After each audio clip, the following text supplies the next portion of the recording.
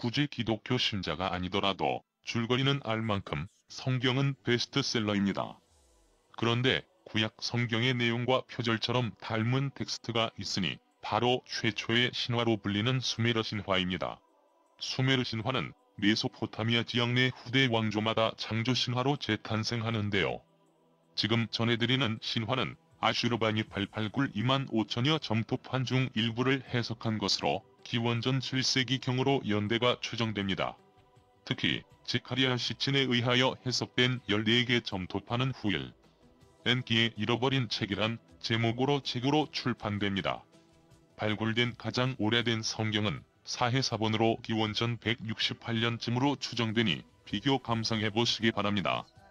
이번에는 수메르 신화 1편에서 12편까지 요약본입니다. 금을 찾아 지구로 온 아누나키라고 이름 짓습니다.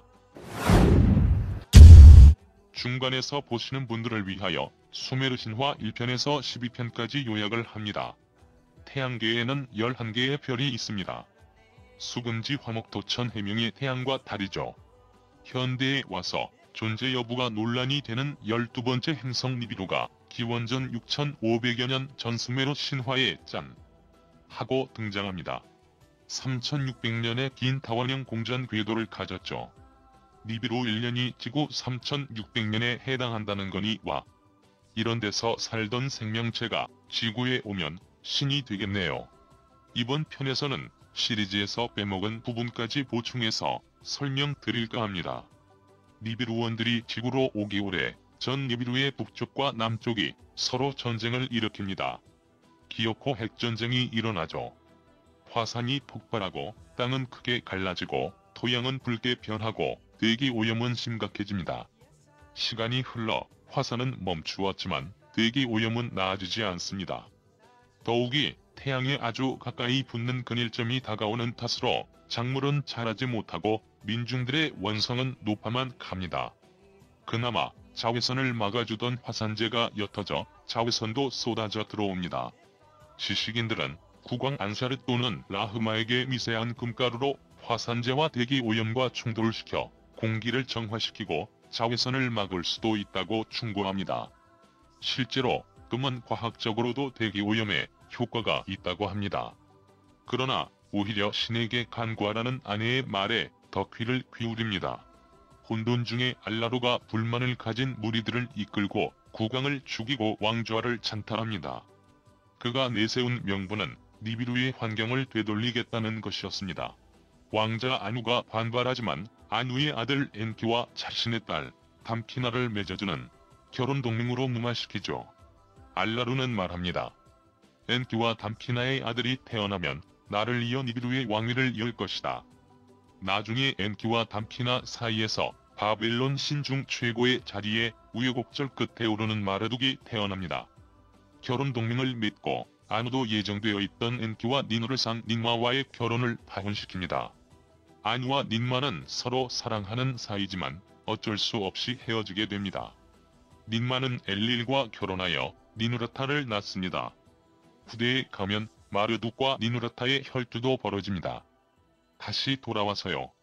알라루의 시도는 핵무기를 쏘아서 화산이 화산재를 내뿜게 하여 천공에 뚫린 자외선막, 일종의 오존층을 새로 형성해주는 것이었는데요. 실패하죠. 천공은 더 커져버립니다. 소행성대에서 금을 찾기 위하여 사람들을 보내기도 해보지만 함석들이 비행선을 쳐서 다 죽어버립니다. 민중들의 원성은 다시 높아지는데요. 이 틈에 아누가 왕권에 도전을 합니다. 맨몸으로 맞붙는 것이었는데요. 저는 이게 참 인상적이었습니다. 지구상에 존재하는 경기 중에 맨몸으로 하는 게 한민족 씨름밖에 더 있습니까? 원형은 고구려 벽화에만 남아있고요. 수메르인들의 점토판에는 그들이 머리가 검은 민족이라 나오니 하하 참. 음모론을 살짝 부려봅니다. 또 돌아와서요.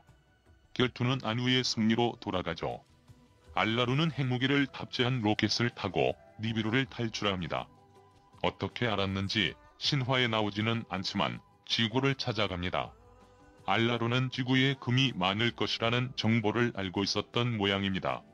비록 신화지만 알라루는 지구에 온 첫 번째 외계인인 셈인데요. 도착한 곳이 지금의 이라크 지역입니다. 금이 있다는 것을 확인하고는 고향 니비루에 보고문을 보내죠. 금을 제공할 테니 자신의 왕위를 돌려받겠다는 포고였죠. 그 먼 거리를 통신할 수 있는 기술이 신화 속에 등장한다는 게 놀랍네요. 이 수메르 점토판 번역은 20여 년 동안 번역에 매달린 제카리아 시친과 UCLA 대학의 사샬의 신 박사의 번역을 인용한 건데요. 종교계는 큰 반발을 못할 뿐더러 학계에도 큰 이견이 없는 번역이라 합니다. 알라루의 전갈의 니비루에는 원탁회의가 열립니다.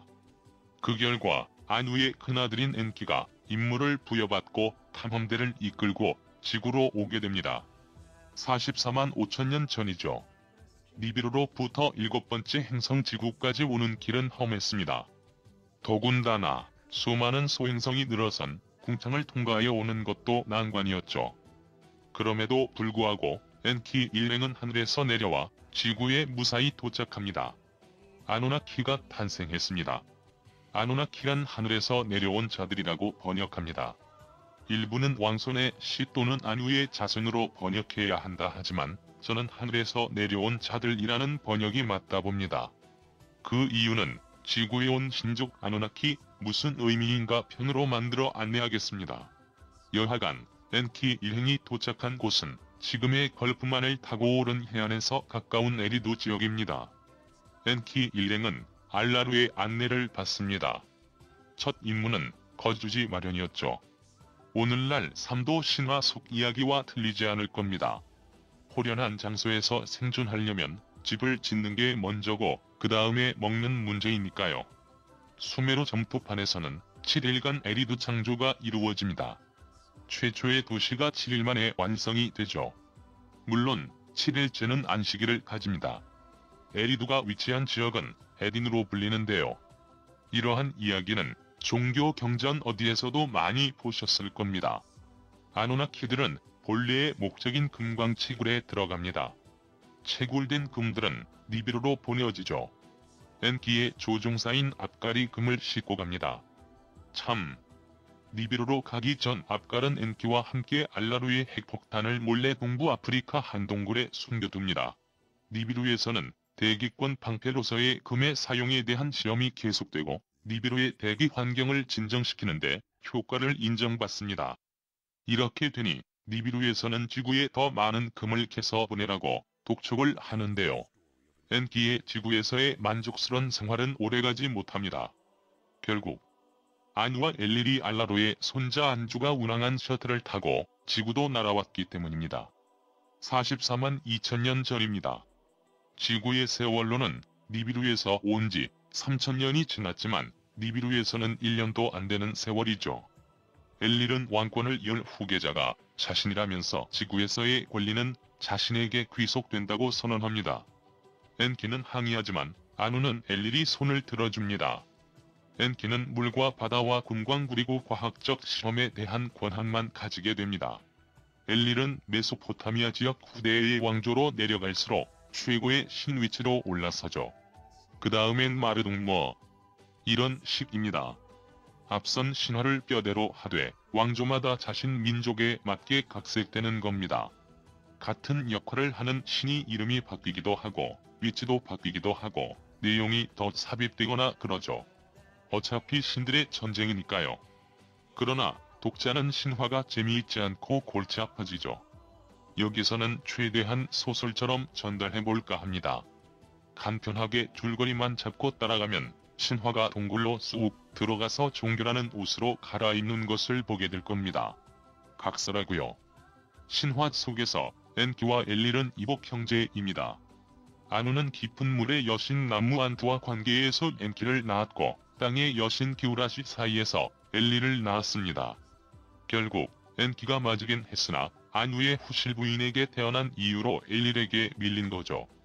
아누가 지구에서의 권력을 처리해가자 알라루는 반발합니다. 왜? 당신들만의 잔치를 벌리느냐 하는 거죠. 알라루는 아누에게 다시 한번 씨름을 신청합니다. 이번에도 아누의 승리로 끝나는데요. 싸움의 지자 알라루는 아누의 남성 심보를 물어버립니다. 형벌로 알라루는 라흐무 화성으로 추방됩니다. 특별 사면이 없는 이상 그곳에서 목숨을 바쳐야 하는 신세가 됩니다. 아누는 엘릴에게 니비루로 돌아가는 길에 안주에게 라흐무의 황금을 운반할 중개 기지를 만들라고 지시하는데요. 안주는 그 핑계로 라흐무에 머물러 버립니다. 알라루 곁에 있고 싶었던 거죠.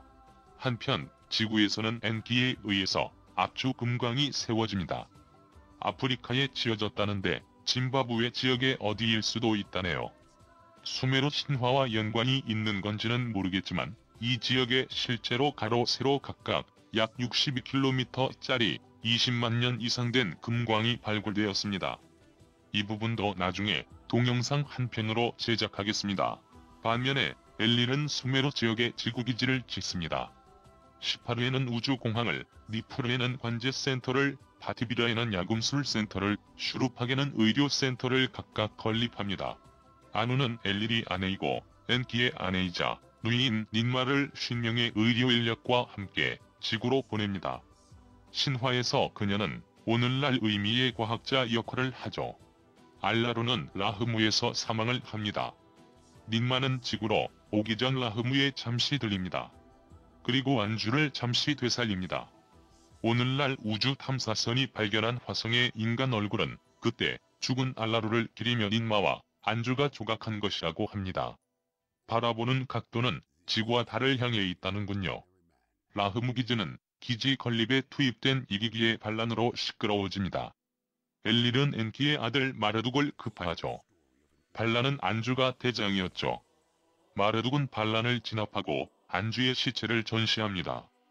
그 공으로 안주 뒤를 이어 마르둑에게 다스릴 권한이 주어집니다. 뒤에 가면 화성에서의 권한이 마르둑의 입장에서는 엘릴을 이어 최고신이 자리에 오르는데 결정적 역할을 합니다. 그런데 시리즈 12편까지 탐독한 독자들도 이기기란 단어는 처음 보시죠? 설명하기가 복잡해요. 필요한 장면이 등장하면 설명해야겠다 싶어 남겨둔 건데요. 히브리 성경 속 천사의 역할과도 닮은 구석이 아주 많아 비교해보면 재미있습니다. 설명이 기니 이것도 신화 속 이기기, 성경 속 천사라는 주제로 한 편 올리겠습니다. 배경은 지구로 돌아옵니다. 아누나키들이 지구로 와서 위에서 언급한 모든 일을 포함하여 시간은 15만 년이 흘렀습니다. 니비루의 1년이 지구의 3600년이니 점토판에는 나오지 않지만 신들의 나이로 42년 흐른 셈이네요. 그동안 금광을 캐면서 묵묵히 일해오던 지구의 아누나키들이, 아니 사실은 이기기들이 고된 노동에 대모를 합니다. 이건 옳지 않다네. 이건 옳지 않다네. 이대로는 못 살겠다. 대책을 내어놓으라는 거죠. 신들의 원탁회의가 열립니다. 엘릴이 주재자였죠. 아담은 창세기 이전 만들어졌다 편에서 말씀드린 것처럼 경론이 오고 가죠. 엘릴은 아누에게 빔을 쏘아서 반란자들을 처단하고 조사하게 해달라고 요청하는데요. 경론 와중에 엔키는 대안으로 노동력을 대체할 수 있는 룰루를 만들자 합니다. 룰루는 호모사피엔스로 이해하십시오. 엔키는 덧붙입니다. 호모 에렉투스를 가리키며 그들의 형태수를 조사해보았나니 우리의 생명수와 결합한다면 원시적 노동자가 탄생할 것이노라. 우리의 명령은 이해될 것이고 그들은 우리의 도구를 갖게 될 것이노라. 채굴의 노동을 수행할 것이니 아누나키들은 해방될 것이노라. 그래서 인간은 실험실에서 창조됩니다. 30만 년 전입니다. 실험이 실패하는 과정이 되풀이 되지만 진흙을 섞어 사용하는 과정에서 결국은 성공하죠. 붙여진 이름은 아담우. 후일 구약에서 야훼가 창조했다던 최초의 인간 아담이 수메르 신화에서 먼저 등장하는 겁니다. 그리고 이브의 원형으로 추정되는 티아맛도 탄생하죠. 티아맛은 엔키와 닌마의 갈비뼈에서 생명수를 뽑아 몸에 주입하여 탄생시킵니다. 그들은 수메르 에딘 동산에 거처하게 됩니다.